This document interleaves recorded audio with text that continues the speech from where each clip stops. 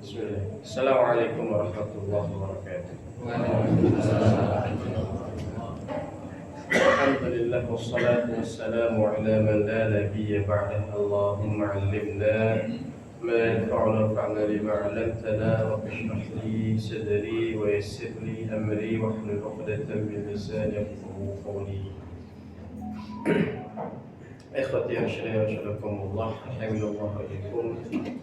Jemaah salat subuh Masjid Al-Hidayah yang dirahmati Allah Subhanahu wa taala.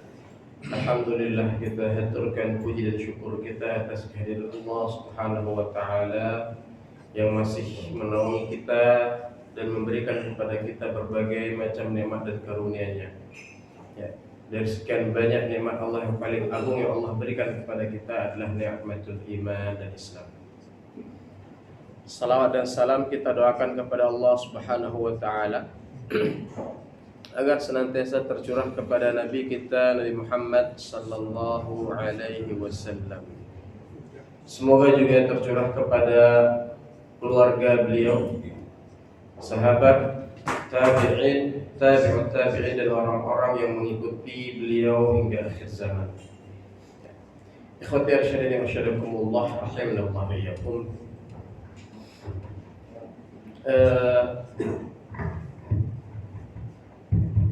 Dua pekan atau 3 pekan belakangan kita menyaksikan bagaimana serangan Israel kepada saudara-saudara kita di Palestina semakin membabi buta, semakin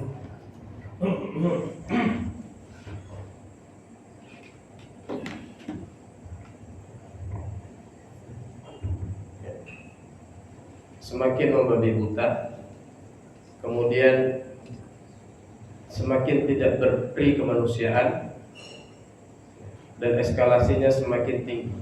Ya. Bahkan serangan yang mereka sasar itu adalah, diantaranya adalah pusat-pusat pelayanan kesehatan, rumah sakit, dan yang lainnya.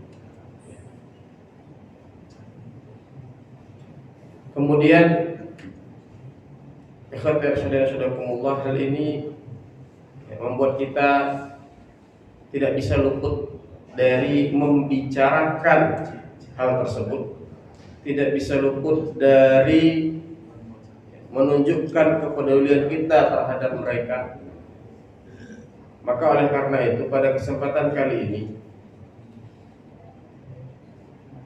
saya akan membahas tentang satu poin, satu hal yang terkait secara langsung atas apa yang terjadi kepada saudara-saudara kita di Gaza.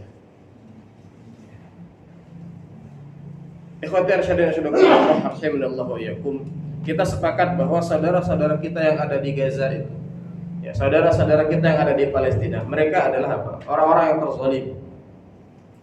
Sedangkan kita tahu, merupakan sebuah konsep dalam syariat kita, sebuah konsep dalam agama Islam ini, bahwa ya, doa-doa orang yang terzalimi itu adalah apa? Doa yang mustajab. Dalam sebuah hadis Rasulullah SAW mengatakan, fattaqu da'watal mazlum fa innahu laisa bainahu wa bainallah hijab. Maka berhati-hatilah terhadap dakwah orang yang terzalimi, karena antara dakwah orang yang terzalimi, antara doa orang terzalimi dan Allah itu tidak ada penghalang. Kemudian ikhwati rahimakumullah, rahimanallahu wa iyyakum, merupakan sebuah kaidah besar juga di dalam agama kita, bahwa Allah Subhanahu wa taala akan menolong setiap orang yang terzalimi, meskipun yang terzalimi itu seorang kafir.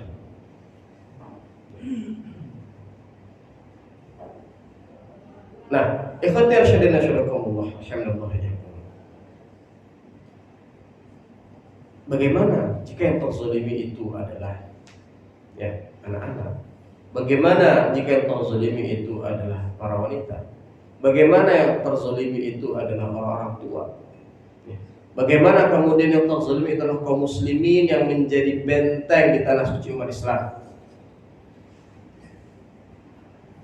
Maka terkadang ya, dalam hal ini setan bermain di hati setiap umat Islam ya, membisikkan, melemahkan keyakinan kita kepada Allah Subhanahu wa taala. Mungkin ada di dalam hati kita ya, bisikan-bisikan setan yang mengatakan, loh, ya, bukankah mereka terzalimi? Saudara-saudara kita yang ada di Gaza itu, bukankah mereka terzalimi? Tidak hanya hari ini, berpuluh-puluh tahun lamanya mereka terzalimi. Ya, lantas, mungkin pertanyaannya, lantas kapan pertolongan Allah itu datang? Kapan kemudian Allah memenangkan mereka? Bukankah sejak lama mereka berdoa? Bukankah kemudian sejak lama pula kaum muslimin mendoakan dan membantu mereka? Tapi kok semakin hari dilihat apa? Kezaliman terhadap mereka semakin meningkat. Kok semakin hari ya, wilayah kaum muslimin, wilayah Palestina yang dirampas oleh Israel semakin besar. Kok semakin hari persenjataan dan pengaruh Israel di dunia semakin kuat. Kok seolah-olah kemudian apa? Kondisi yang terjadi ya, itu bertolak belakang dengan apa yang kita inginkan, bertolak belakang dengan apa? Ya, dengan tadi pertolongan Allah itu tadi. Nah, di sini kadang setan itu apa? Ya, bermain. Ya, membisikkan was-was di dalam hati kita. Melemahkan keyakinan kita ya, bahwa Allah Subhanahu wa taala menolong orang-orang beriman. Dan terkadang dengan apa? Dengan berulang-ulangnya ya, fenomenanya, kita hampir tiap tahun ya, hampir tiap tahun itu mesti ada apa? Serangan Israel di Gaza. Kemudian di saat itu pula kita melakukan apa? Ya, melakukan di saat itu pula kemudian kita mendoakan mereka, kemudian kita menggalakkan nasihat untuk mereka, kita mengekspresikan berbagai macam bentuk kepedulian terhadap mereka. Ya. Kemudian tahun berikutnya juga seperti itu, kemudian berikutnya seperti itu, terus. Ya. Sedangkan kemudian dalam tanda kutip ya, kita melihat kok kemudian keadaan tidak berubah seperti yang kita inginkan. Kok yang musuhnya tambah kuat, ya. Yang apa? Yang umat Islamnya apa? Tambah terzalim. Nah, terkadang ya berulangnya pola tersebut membuat apa? Membuat kadang hati kita ini dingin saja akhirnya. Ya, ketika mendengar berita ya, saudara-saudara kita yang ada di Gaza, yang ada di Palestina dan negeri-negeri kaum muslimin lainnya. Maka ikhwati arsyad sadakumullah rahimakumullah, kita perlu mendudukkan ini. Ya, agar apa? Agar ya keyakinan kita bahwa Allah Subhanahu wa taala menolong orang-orang yang terzalimi. Keyakinan Allah Subhanahu wa taala, keyakinan kita bahwa Allah Subhanahu wa taala itu ya, senantiasa membersamai ahlul haq, orang-orang yang berada di atas kebenaran. Ya. Senantiasa memberikan pertolongannya terhadap orang-orang beriman. Ya. Kita harus apa? Kita harus mengaca ini dengan kacamata wahyu. Karena tadi tugasnya setan itu membuat kita melemahkan keyakinan kita terhadap Allah Subhanahu wa taala. Ya. Membuat was-was kita di dalam hati kita.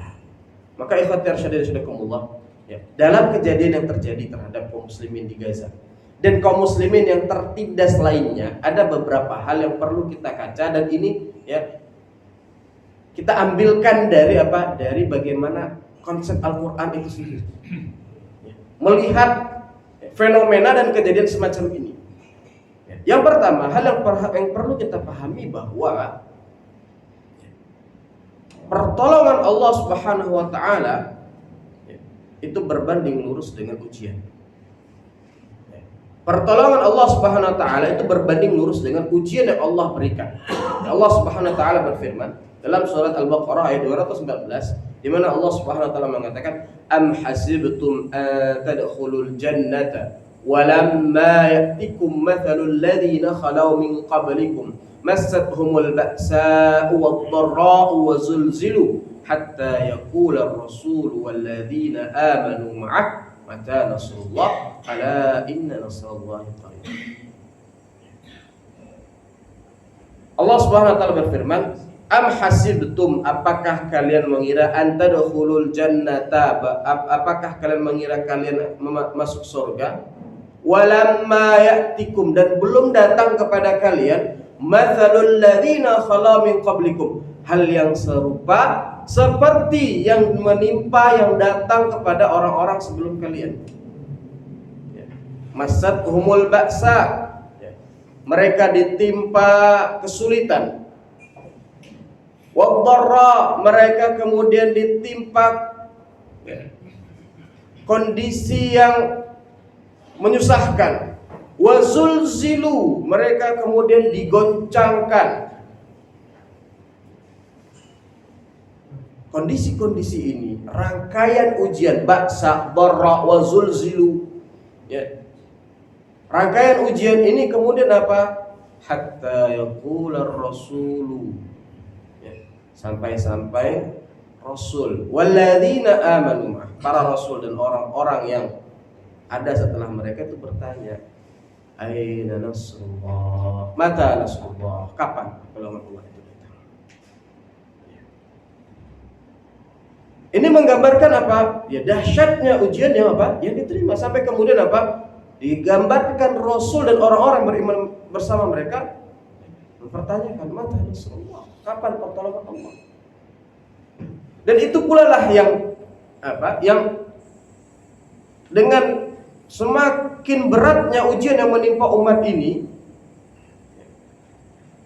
kemudian apa? Kemudian ada pertanyaan seperti itu pula dalam hati kita. Mata nasrullah, mata nasrullah, kapan pertolongan Allah itu datang? Terus lantas kemudian apa? Allah jawab langsung, ala inna nasrullahi qarib. Dan ketahuilah bahwa pertolongan Allah itu amat sangat dekat. Nanti akan kita bahas pada poin yang kedua tentang makna dari pertolongan Allah itu amat sangat dekat. Ya. Namun kemudian di sini kita ya mendapati bahwa apa? Pertolongan Allah itu erat kaitannya dengan apa? Ya, dengan ujian. Jadi seperti apa? Seperti dua sisi mata koin.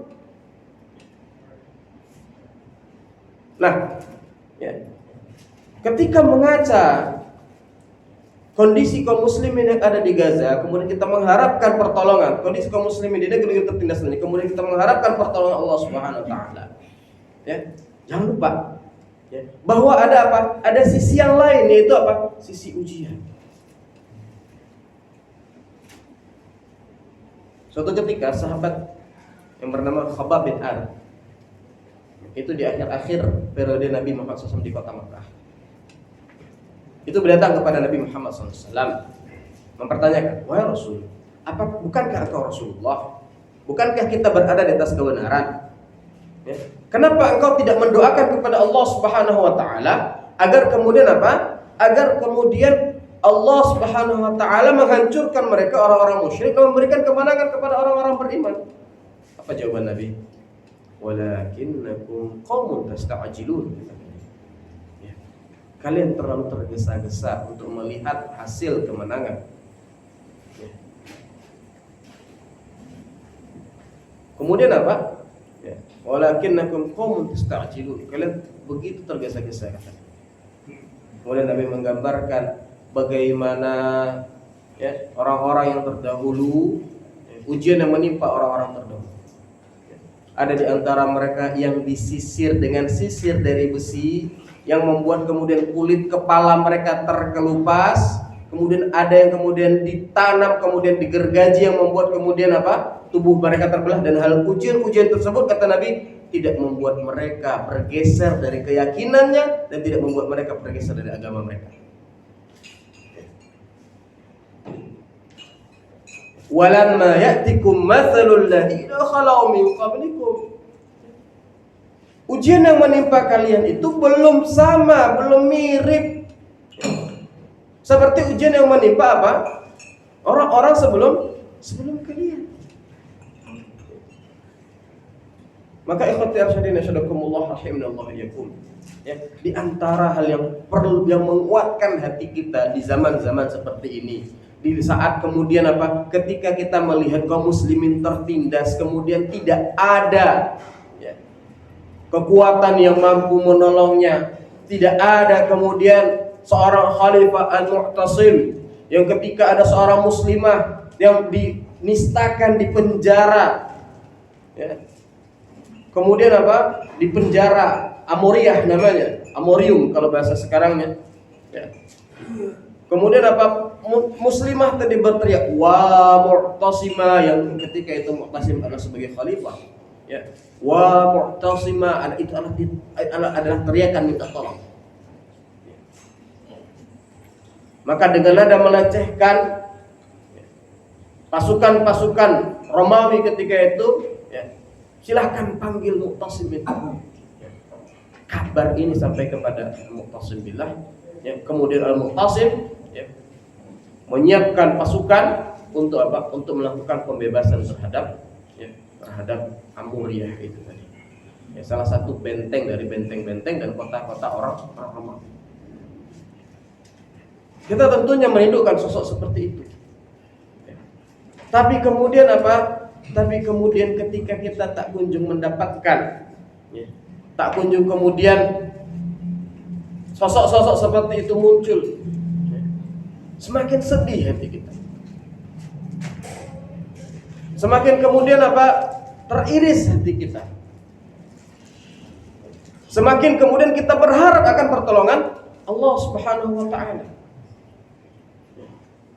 Semakin kemudian kita berharap bagaimana kemudian Allah Subhanahu wa taala menimpakan bencana kepada orang-orang Yahudi. Allah tenggelamkan mereka. Kita berharapnya seperti itu. Tapi apa kata Nabi ketika ada harapan-harapan seperti itu dari para sahabat? Ya, salah satu khabar bin Arad, walakinnakum qaumun tasta'jilun. Terus terburu-buru. Ada masanya dan ada waktunya. Dan kita lihat ya, di masa itu ya, itu adalah di masa bagaimana di saat kemudian Khabbab bin Arad itu bertanya kepada Nabi, itu adalah di masa memang berat-beratnya ujian kepada Nabi Muhammad SAW dan kepada umat Islam. Tidak lama setelah itu bagaimana Allah SWT memerintahkan kepada Nabi untuk hijrah ya. Apakah kemudian setelah hijrah langsung menang? Ada perang Badar yang harus dilewati, ada perang Uhud di mana kemudian kaum muslimin ya, dikalahkan oleh tentara musyrikin ketika itu. Yang kemudian Nabi Muhammad SAW gigi beliau sampai apa? Sampai copot, pipi beliau sampai berdarah. Ada perang Khandaq, ada perang Bani Quraidah, ada perang Bani Nadir, ada Sulhul Hudaybiyah di mana kemudian kaum muslimin ketika itu apa? Ya, ketika itu berniat untuk umrah dan dihalangi oleh orang-orang musyrikin Quraisy. Ada rangkaian ujian ya, yang harus dilewati oleh umat Islam. Baru kemudian setelah itu apa? Ya, Rasulullah SAW, Allah Subhanahu wa taala karuniakan kepada umat Islam ketika itu apa? Fathu 8 tahun lamanya ya, Nabi kemudian di kota Madinah, kemudian ditambah kemudian akhir-akhir berada di Mekah. Maka ikhwati arsyadina syadakumullah rahimanallahu iyyakum. Semua kita menginginkan dan mempertanyakan mata Nasrullah, dan itu adalah apa? Itu ada semakin beratnya ujian ya, yang menimpa umat ini, semakin dahsyatnya ujian ya, maka apa? Pertanyaan kita tentang mata Nasrullah itu di dalam hati itu kan semakin meluas. Tapi Allah mantapkan kita dengan ayat ala inna nasrallahi qarib. Katailah bahwa pertolongan Allah itu qarib. Maka yang pertama tadi ya, kita mengaca kondisi-kondisi yang menimpa kaum muslimin yang terzalimi, yang ya, terkhususnya hari ini yang ada di Gaza yang ada di Palestina. Maka apa? Kita tidak melihat kondisi ini apa? Hanya wah ini kok pertolongan nggak datang-datang. Enggak, kita harus lihat dari dua sisi.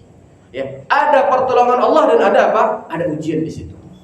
Dan ini apa? Kedua sisi ini itu tidak bisa apa? Tidak bisa dipisahkan. Itu ibarat apa? Ibarat ya, dua sisi mata koin. Kemudian yang kedua, dan termasuk inilah sunnatullah ya, dalam menurunkan pertolongan dan memberikan kemenangan, bahwa apa? Ya, bahwa pertolongan Allah itu pasti datang, tapi setelah melalui proses yang panjang. Ya. Maka tadi saya katakan, ketika Allah SWT, ala inna nasrallahi qarib, ketahuilah bahwa sesungguhnya pertolongan Allah itu dekat. Kita ya seringkali mengukur ya pertolongan Allah itu dekat, kita sering sekali memahaminya apa? Dengan ukuran-ukuran manusia, dengan parameter-parameter manusia. Dekat sehari, 2 hari, sepekan, 2 pekan, sebulan, setahun, 2 tahun. Ya. Mari kita lihat. Itu kan sebuah kaidah. Pertolongan Allah itu dekat. Mari kita lihat. Berapa lama kemudian pertolongan Allah Subhanahu wa taala yang Allah turunkan kepada siapa? Ya, kepada Nabi Nuh alaihissalam. Ya, 950 tahun lamanya Nabi Nuh itu berdakwah. Baru setelah itu ya, Allah turunkan apa? Ya Allah turunkan musibah yang menimpa kaumnya Nabi Nuh. Ya. Jadi kalau kita baca surat Nuh itu bagaimana kemudian apa? Ya, Nabi Nuh mengatakan saya berdoa, saya berdakwah kepada mereka laila wa nahara, pagi hari, siang hari, ya dan malam hari. Ya, itu disebutkan dalam tafsir. Jadi ada orang-orang yang bekerja di malam hari, ya. Maka mereka hanya bisa apa? Didakwahi memiliki waktu senggang di malam di apa namanya? Di malam hari, maka didakwahi oleh Nabi Nuh. Ada yang kemudian bekerja ya di malam hari, mereka hanya memiliki waktu senggang di siang hari, maka didakwahi di waktu siang. Ya. Ada yang kemudian a'lantu lahum, ya. Ada yang kemudian Nabi Nuh dakwahi secara terang-terangan, ada yang kemudian orang yang apa? Ya. Asrartu, ya. Israra, ya Nabi Nuh apa namanya? Nabi Nuh kemudian dakwahi secara personal diam-diam. Ya. Maknanya apa? Maknanya setelah rangkaian dakwah ya yang dilakukan oleh Nabiullah Nuh alaihissalam, rangkaian yang panjang, berbagai macam usaha dan ikhtiar manusia dalam berdakwah ya, itu sudah dilakukan oleh Nabi Nuh alaihissalam. Meskipun wama amana ya mahu ila qalil, dan tidaklah yang beriman bersama Nabi itu ya hanya sedikit, bahkan apa? Bahkan istri dan anaknya pun ya, itu tidak beriman kepada beliau. Rangkaian yang amat sangat panjang. Baru kemudian di akhir surat Nuh itu Allah Subhanahu wa taala mengabadikan doanya Nabi Nuh. Rabbi la tadhar 'alal ardi minal kafirin dayyara innaka in tadharhum yudillu 'ibadaka wa la yalidu illa fajiran kafar. Rabbi la tadhar 'alal ardi, kata apa namanya? Kata Nabi Nuh, Rabbi la tadhar 'alal ardi. Wahai Allah, ya, wahai Rabbku, la tadhar 'alal ardi, jangan engkau biarkan di muka bumi ini ya minal kafirin dayyara, ya orang-orang kafir itu hidup. Innaka in tadharhum, kata Nabi Nuh, ya Allah, kalau engkau biarkan dan engkau biarkan mereka hidup, yudillu ibadaka, mereka pasti akan menyesatkan ya, menjerumuskan hamba-hambamu. Wala yalidu illa fajiran kafar, dan orang-orang kafir ini, orang-orang musyrik ini, kata Nabi Nuh, mereka tidak akan melahirkan kecuali keturunan-keturunan yang pendosa ya, gemar berbuat maksiat, gemar menerjang larang-larang Allah SWT, dan lagi kufur. Itulah doa Nabi Nuh. Dan kita tahu ya, proses panjang setelah doa itu sampai kemudian apa? Butuh ratusan tahun sampai kemudian dia doa itu diijabah oleh Allah Subhanahu wa taala dalam bentuk apa? Dalam bentuk musibah. Ya. Banjir bandang, banjir bah, ya. Yang Allah kirimkan kepada kaumnya Nabi Nuh yang membuat mereka semua apa? Musnah. Maka itu ijabah dari doanya Nabi Nuh. Ya Allah, jangan tinggalkan, jangan sisakan orang kafir di atas bumi ini. Ya. Allah apa? Allah tenggelamkan mereka semua. Kecuali yang beriman kepada Nabi Nuh. Ya. Dan itu kemudian apa? Kemudian Allah selamatkan. Kemudian dari situlah kembali lagi apa? Istilahnya anak keturunan manusia. Makanya jadi ketika kemudian Allah mengatakan ala inna nasrallahi qarib, kita jangan ukur dengan ukuran manusia. Dekat, ya dekat, tapi tidak menurut ukuran manusia. Allah mengatakan itu qarib, ya, agar apa? Agar menanamkan keyakinan kita kepada Allah Subhanahu wa taala bahwa Allah pasti, kata Allah, la aghlibanna ana wa rusuli, kata Allah. Ya, Allah telah menetapkan, kataba di situ maksudnya secara takdir. Ya, jadi makna kataba dalam Al-Qur'an itu ada yang bermakna mewajibkan, ada yang kemudian Allah menetapkan dalam arti menetapkan secara takdir. Kataballahu ana wa rusuli, Allah mengatakan Allah telah menetapkan bahwa sesungguhnya saya dan Rasulku, ya, la aghlibanna, kata Rasul, la aghlibanna, dan pasti saya akan menang, kata Allah, wa rusulin rasul. Ini ketetapan Allah Subhanahu wa taala. Dan seharusnya ini menghunjam di dalam hati kita keyakinan. Yang keyakinan tadi tidak kabur, yang keyakinan tadi tidak bias dengan apa? Dengan kondisi apapun yang menimpa kita. Bahkan kondisi ujian yang menimpa umat itu, ya, itu apa? Itu sampai kemudian dalam Al-Qur'an dikatakan hatta idastai asar rusul, ya. Sampai apa? Sampai para rasul itu istai asa, berputus asa. Tapi jangan dipahami bahwa di sini bahwa para rasul itu berputus asa, enggak, ya. Wala tai'asu min rauhillah, janganlah kalian apa? Berputus asa dari rahmat Allah Subhanahu wa taala. Maksudnya hatta idastai asar rusul, ya. Ujian ini kalau menimpa orang biasa pasti, ya, kadar. Kalau menimpa orang yang manusia, ya, maka apa? Kalau pakai ukuran ketahanan manusia, ya, maka ini sudah putus asa. Maka ada hal yang menarik.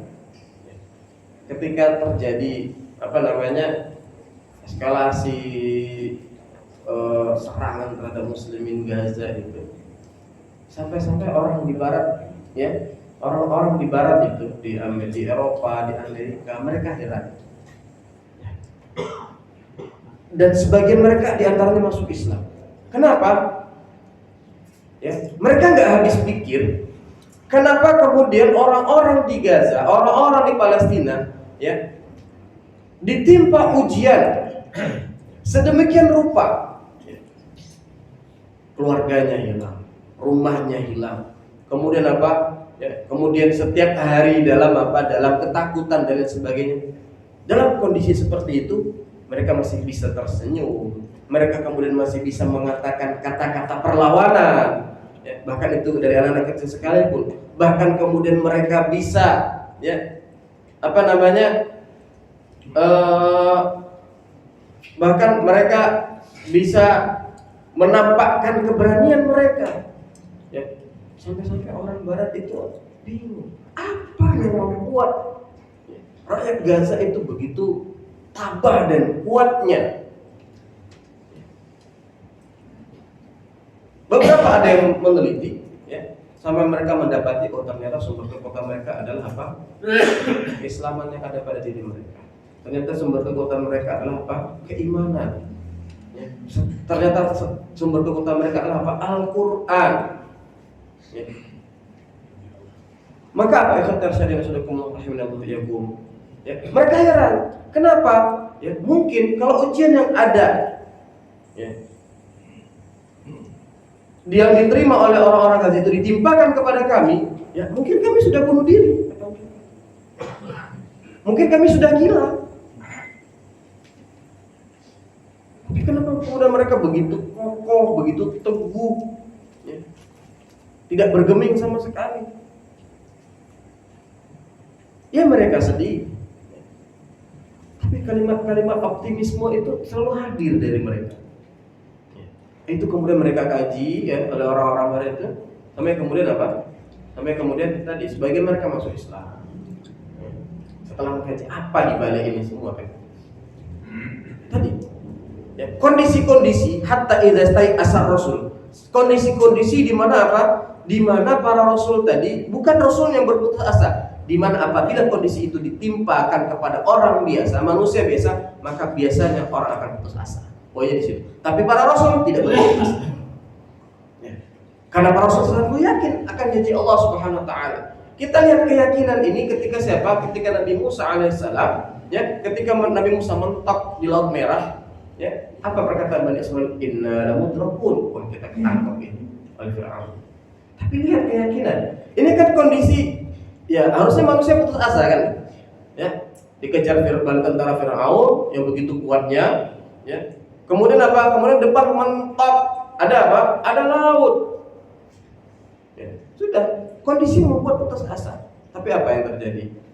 Ya jawaban Nabi Musa penuh keyakinan.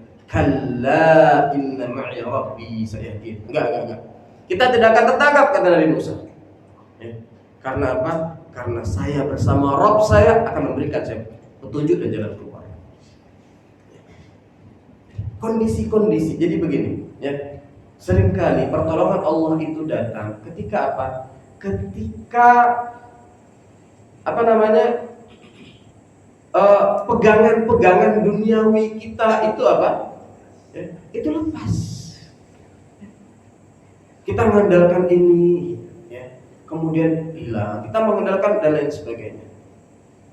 Baru ketika habis tadi, ya harapan-harapan manusia kita, harapan-harapan duniawi kita, ya kemudian membuat kita berputus asa, barulah kemudian biasa pertolongan Allah itu datang. Dan itulah yang terjadi juga ketika Nabi Muhammad SAW berada di kota Mekah. Ketika misalnya ya paman beliau sudah wafat, ya istri beliau sudah wafat, ya pegangan-pegangan Nabi, ya di kota Mekah ketika itu sudah mulai melemah. Barulah kemudian Allah anugerahkan apa? Hijrah ke kota Madinah. Ada sekelompok orang ya dari kota Yathrib yang berhaji, kemudian mendengar kabar tentang Nabi, kemudian mereka ketika itu ya mereka berbaiat kepada Nabi, baiat Aqabah yang pertama. Kemudian datang lagi utusan dari Yathrib, ya mereka berbaiat lagi kepada Nabi, baiat Aqabah yang kedua. Ya, dan baiat Aqabah ini menjadi apa? Ya, pondasi ya mahjarnya Nabi itu kota Madinah. Maka ikhwati arsyadin wa syalakumullah rahimanallahu iyyakum, ala inna nasrallahi qarib.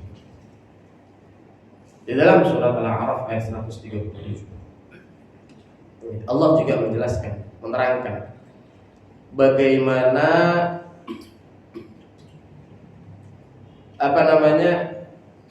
Allah menganugerahkan kota Baitul Maqdis, Al-Quds dan kota-kota yang berada di sekitarnya kepada Bani Israil atas rangkaian ujian yang mereka terima. Di eranya Nabi Musa alaihissalam, di mana Allah Subhanahu wa taala mengatakan wa awratnal qaumal ladzina kanu yustad'afuna masyariqal ardi wa magharibaha allati barakna fiha. Dan wa awratna, dan kami wariskan kepada siapa? Ya, kepada kaum yang mereka yustad'afuna masyariq, yustad'afun, mereka apa? Ditindas. Ini merujuk kepada siapa? Penindasan Fir'aun berabad-abad lamanya. Ya, dalam sebuah keterangan saya baca kurang lebih 4 abad terhadap siapa? Terhadap Bani Israil.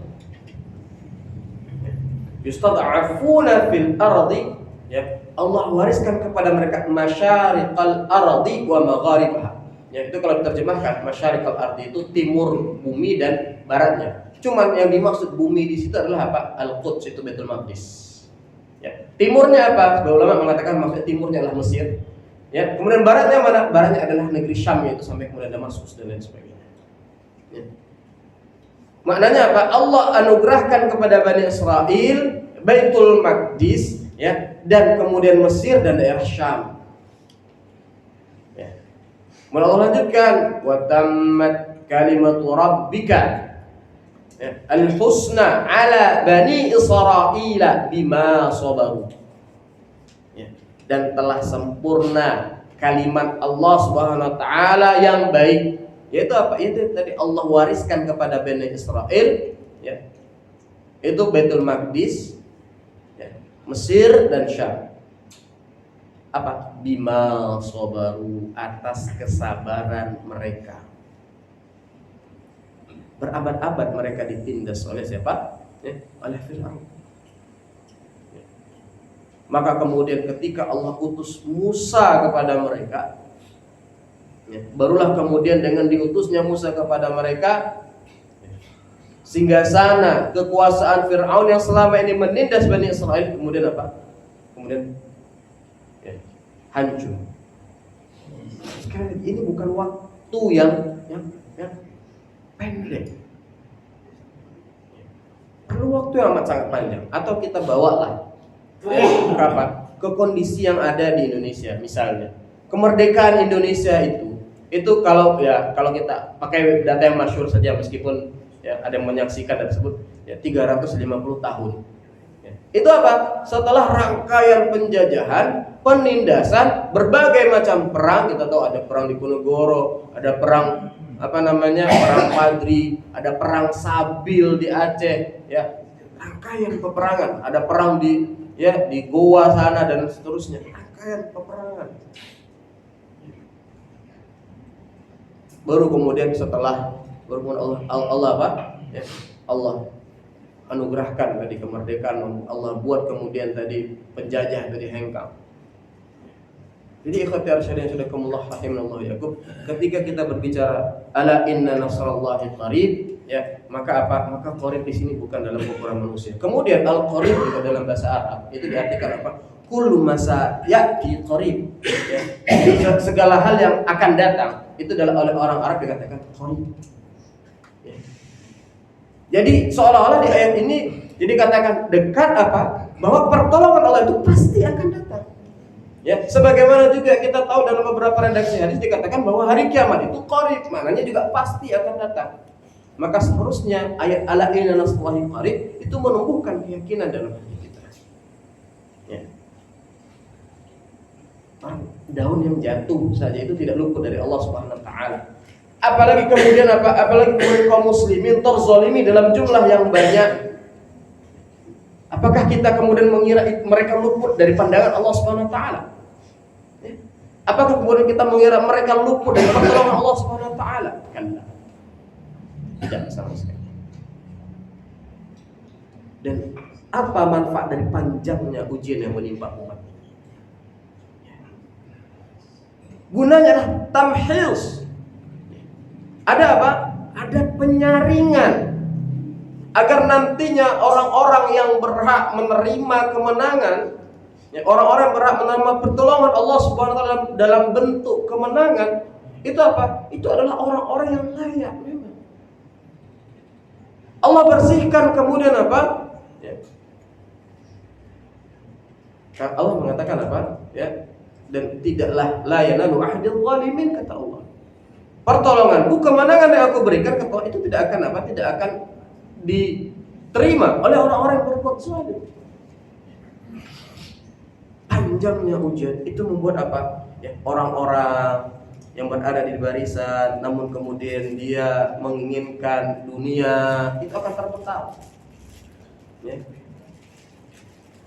Orang-orang yang kemudian ada penyakit di dalam hatinya itu akan terpental. Ya. Atau kemudian orang-orang yang hatinya dalam perjuangan itu masih kotor, Allah akan bersihkan dengan ujian tersebut. Maka panjangnya ujian itu salah satu hikmahnya adalah apa? Ya, Allah bersihkan saf-saf kaum muslimin. Allah bersihkan barisan-barisan kaum muslimin. Berbeda dengan apa? Ya, kita lihat hari ini. Ya. Kita lihat hari ini. Orang-orang yang hari ini kaum muslimin yang terpanggil hatinya ya untuk peduli, ya, untuk kemudian berkontribusi, untuk kemudian menampakkan loyalitasnya terhadap kaum muslimin yang hari ini ada di Gaza, yang ada di Palestina. Orang-orang yang apa? Yang dalam perjuangan mereka apa yang mereka mengharapkan? Sedangkan ya, hari ini, Bapak yang dirahmati Allah SWT, Israel itu menggelontorkan duit ribuan bahkan jutaan dolar untuk membayar para buzzer dan influencer. Yang mereka minta satu, ya, kalau suruh diam, gak usah berbicara tentang apapun, ya. Jadi disuruh diam, kemudian dibayar. Yang kedua, ya, apa? Pos dukungan kepada Israel, ya, kemudian dibayar. Ada salah seorang influencer, cuman di barat sana, itu dia katakan dia ditawari 5.000 sampai 15.000 dolar per video, ya, per gambar, per tulisan yang dia apa? Yang dia share untuk mendukung Israel. Melalui email, ya, dia disuruh. Itu di luar negeri sana. Ya, saya yakin juga di sini ada.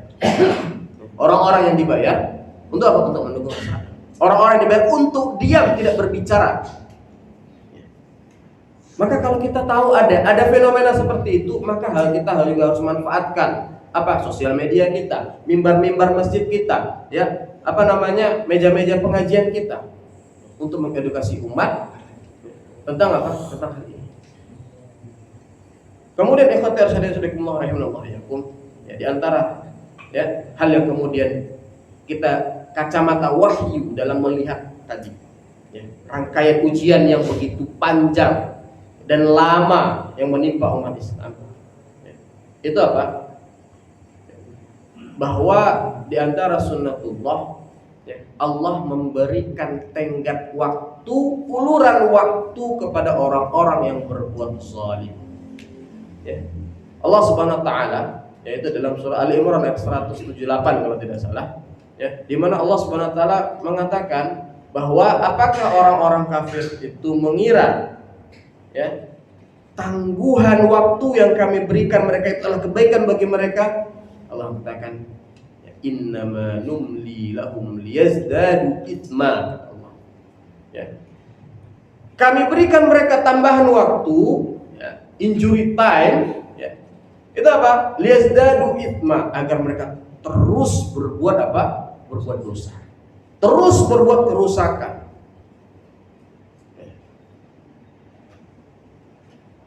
Walahum adzabun muhin, kata Allah Subhanahu wa taala. Udah, ya. Di akhirnya Allah katakan, kami berikan mereka waktu agar mereka tambah berbuat dosanya, tambah berbuat kerusakannya. Namun ingat, walahum adzabun muhin, bagi mereka azab yang menghinakan. Jadi ketika kita melihat, ya, kok, ya, orang-orang kafir itu semakin kuat, kebatilan semakin kuat, semakin semenang-menang terhadap apa? Terhadap ahlul haq, terhadap umat Islam, ya. Tadi persenjataan mereka kok semakin kuat juga, daerah yang mereka kuasai juga, ya, kebengisan mereka semakin menjadi-jadi. Jangan kita lihat itu adalah kebaikan bagi mereka. Allah katakan enggak, jangan dikira itu kebaikan bagi mereka. Tapi itu bagian dari rencana Allah Subhanahu wa taala, bagian dari sunnatullah Allah Subhanahu wa taala, bagaimana Allah memberikan tangguhan waktu, tenggat waktu, injury time kepada orang-orang kafir, kepada orang-orang berbuat zalim, orang-orang menindas umat Islam. Allah berikan. Ya, terus saja. Walahum adzab. Ya, bagi mereka adab yang akan sangat menghinakan. Ini juga harus kita lihat. Mau semakin kuatnya kebatilan, itu jangan kemudian membuat kita semakin kemudian, ya, minder, semakin tidak punya izah terhadap agama kita, ya, kemudian semakin malu untuk menyampaikan kebenaran. Enggak. Itu bagian dari sunnatullah Allah Subhanahu wa taala terhadap orang-orang. Kemudian khatir syadin sudakumullah rahimakumullah. Yang keempat, ya, bahwa pertolongan Allah Subhanahu wa taala itu, ya, kepada orang-orang beriman itu bentuknya tidak hanya kemenangan. Ada bentuk lain dari pertolongan Allah Subhanahu wa taala. Ya. Di antaranya adalah apa?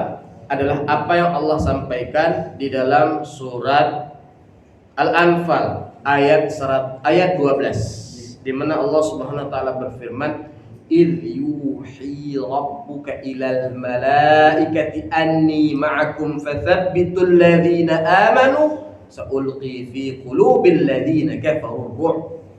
Ya.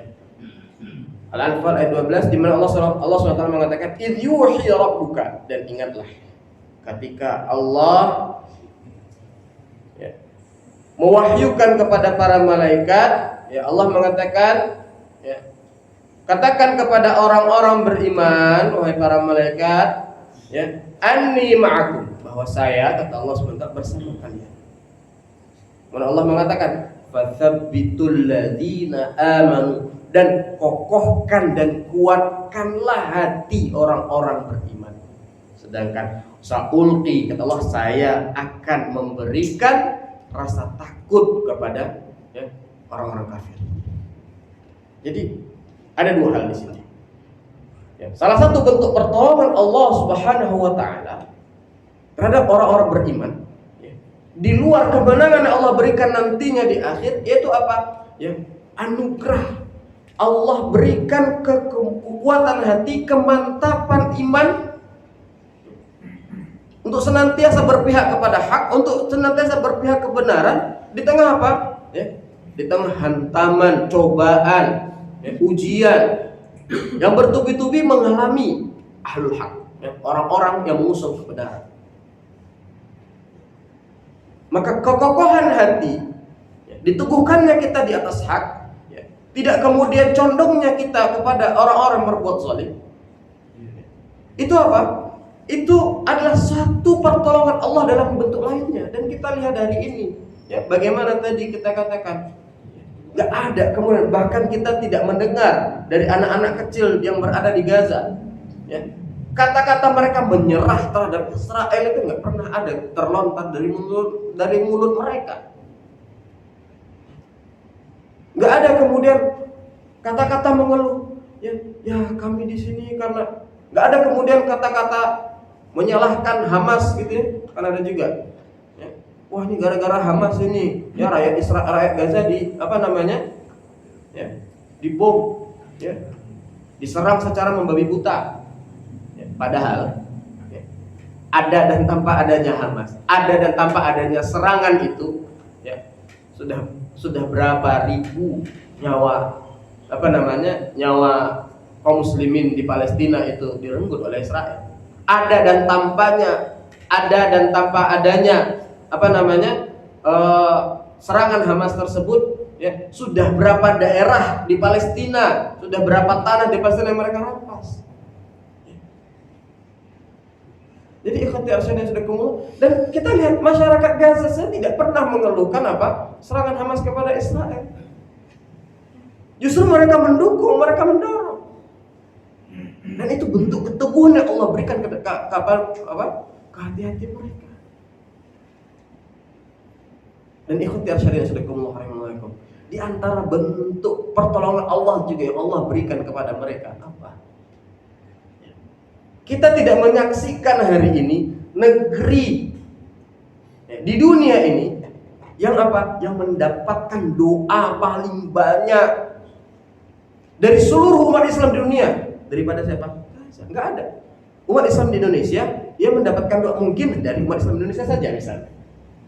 Tapi Muslim di Gaza, Muslim di Palestina, hari ini hampir tiap hari doa-doa tersebut apa? Ya, terlantun, doa-doa tersebut naik ke langit. Untuk siapa? Allahumma ansur ikhwanana al-mustad'afina fi Gaza. Allahumma ansur ikhwanal mustad'afina fi Filastin.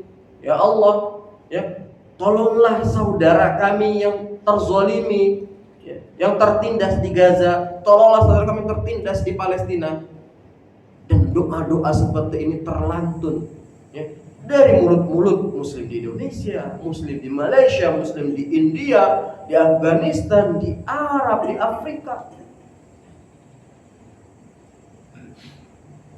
Dan mungkin ini yang menjadi rahasia kekuatan mereka. Kita tidak tahu. Ini mungkin yang menjadi rahasia keberkahan mereka. Di samping, ya, bumi yang mereka tinggali, bumi yang mereka pertahankan adalah tanah yang penuh berkah juga. Maka jangan pernah kita meremehkan doa-doa yang kita lantunkan. Bisa saja doa-doa yang kita lantunkan itu apa? Ya, itu terwujud dalam bentuk pertolongan Allah. Dalam apa? Allah kuatkan dan kokohkan hati-hati mereka untuk senantiasa berada di atas hak, menjadi wakil kita di sana, menjaga tanah suci kita.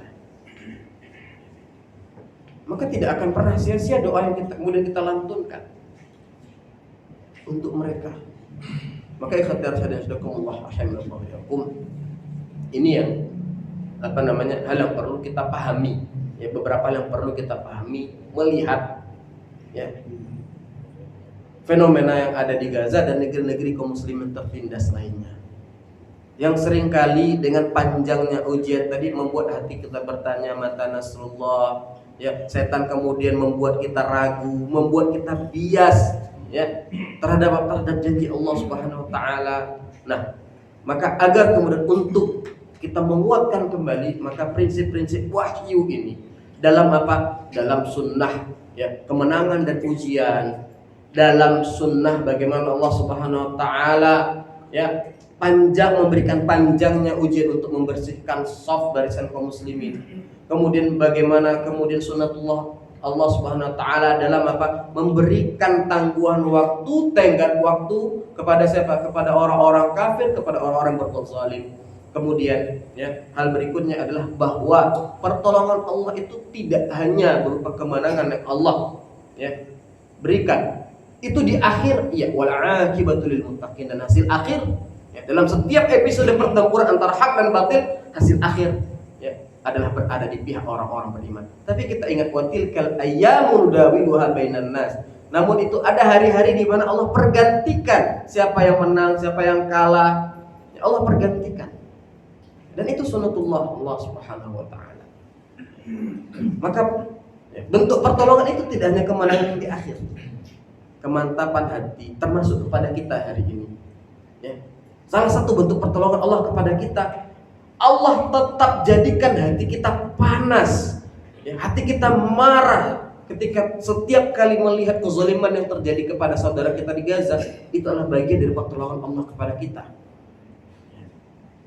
Allah kemudian jadikan kita peduli, kemudian mengekspresikan kepedulian kita itu dalam berbagai bentuk. Maka ikhwati as-sadina sadakumullah rahimallahu yakum, saya, ya, menyayangkan menyayangkan sikap sebagian orang, ya, yang menyalahkan ekspresi dukungan mereka. Ada kan hari ini misalnya ekspresi mengganti, karena tadi di sosial media bendera Palestina itu di ban di Facebook, di mana diganti dengan apa? Dengan semangka misalnya. Ada sebagian orang yang kata, wah, ya, dengan mengganti semangka itu Palestina tidak akan terbebas. Iya, Palestina tidak akan terbebas dengan kemudian mengganti semangka. Tapi coba, ya, bisa saja pesan-pesan dengan mengganti bendera Palestina dengan semangka itu apa? Itu menjangkau orang-orang yang ada di pasar yang tidak duduk di masjid. Menjangkau siapa? Menjangkau supir-supir, tukang-tukang ojek, atau bahkan anak-anak kita. Maka ikhwati as-sadar, jangan remehkan segala bentuk ekspresi, ya. Ekspresi apa? Dukungan, apapun itu bentuk dukungan terhadap saudara Palestina. Karena kita tidak tahu, ya, dukungan itu, ya, kita tidak tahu dukungan itu bisa saja kemudian apa? Menyadarkan orang-orang yang selama ini belum tertutup hatinya untuk peduli. Maka jangan pernah kemudian kita menyalahkan, kemudian meremehkan, apalagi di saat-saat seperti ini, ya. Itu kalau dalam Al-Quran, itu orang-orang orang-orang kafir, orang-orang musyrik itu ketika Nabi Muhammad SAW itu ya ada ekspedisi pasukan yang dikirim oleh Nabi Muhammad 7 orang namanya, itu kemudian dapat melakukan peperangan kecil di bulan haram. Wah, langsung orang-orang kafir itu, wah Nabi ini utusan Muhammad ini, ya, menyalahkan mereka. Padahal apa yang mereka lakukan itu jauh lebih besar. Apa? Ya, menghalang-halangi orang dari jalan Allah, berbuat syirik, ya, kemudian menghalang-halangi orang untuk beribadah di Masjidil Haram. Itu yang dilakukan oleh orang musyrik, itu jauh lebih besar. Maksud saya, ya, kejahatan yang dilakukan oleh Israel terhadap saudara kita di Palestina berpuluh-puluh tahun lamanya itu jauh lebih besar daripada mungkin ada ekspresi-ekspresi yang kadang tidak sesuai dengan apa, ya, ada melanggar sedikit aturan syar'i misalnya. Maksud saya, harusnya pengingkaran kita lebih besar terhadap penindasan, ya. Jangan sampai kita mendiamkan penindasan yang lebih besar, kemudian apa, ya, mengkritisi bentuk dukungan yang mungkin tidak sesuai dengan aturan syar'i seperti itu. Maka kita harus bisa, ya, berprioritas di sini, menentukan, ya, keberpihakan kita, kepedulian kita. Maka ikhwati rahimakumullah rahimakumullah, ya, mungkin ini yang dapat saya sampaikan pagi ini. Ya, mudah-mudahan ini menjadi hujjah saya nanti di hadapan Allah Subhanahu wa taala dan menjadi hujjah kita semua ketika kemudian apa? Allah bertanya kepada kita di akhirat kelak tentang apa? Tentang saudara-saudara muslim kita di Gaza. Setidaknya masing-masing kita menyiapkan hujjah di hadapan Allah Subhanahu wa taala. Dan hujjah itu ya tadi berbanding lurus dengan kontribusi yang kita lakukan, kepedulian yang kita lakukan, meskipun itu dalam bentuk doa, meskipun itu dalam bentuk donasi 1.000, 2.000, 5.000. Jangan kemudian kita jangan kemudian wah hanya bisa 1.000. Tidak, ya. Salah satu cara setan, ya, dan orang-orang munafik melemahkan semangat kaum muslimin melemahkan, mencemooh orang berinfak sedikit dalam perjuangan. Maka 1.000, 2.000, ya 5.000. Karena apa?